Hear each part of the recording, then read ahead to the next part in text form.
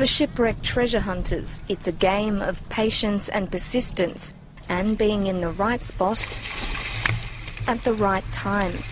Deep down on the bottom of the Baltic Sea near Sweden, a team of salvage experts may have hit the jackpot. The trouble is, so far, this bounty can't be explained. Peter Lindberg has been in the business for almost 20 years.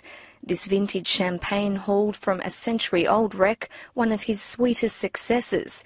Until, that is, the commercial diver stumbled upon an incredible find. We had been out for 9 days, and well, we were quite tired, and we were on our way home, but we made a final run with the sonar fish, and suddenly this thing turned up, and well, my first reaction was to tell the guys that, hey, we have a UFO here on the bottom.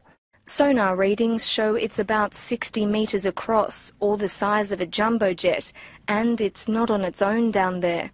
The Ocean Explorer team also found another smaller disc-shaped object nearby. Both show a rigid tail or drag marks more than 400 metres long.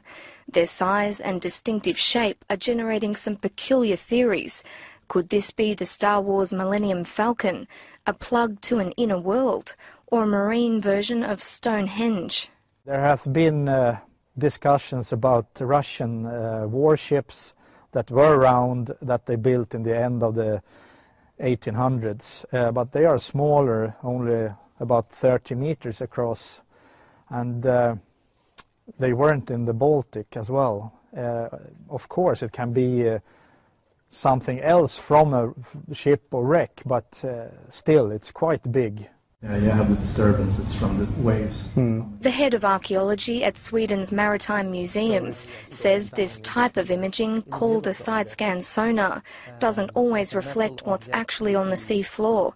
Varying temperature and wave conditions can result in anomalies on the images. But the intriguing dimensions of this picture are capturing his attention. It's definitely something, at least.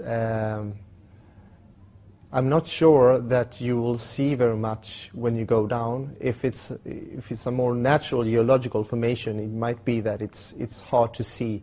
The sediments in the area are very loose. The side-scan sonar tool sometimes goes down a little bit in soft sediments. But I'm excited. It's going to be interesting to see what it is. Brooke Bowman, CNN, London.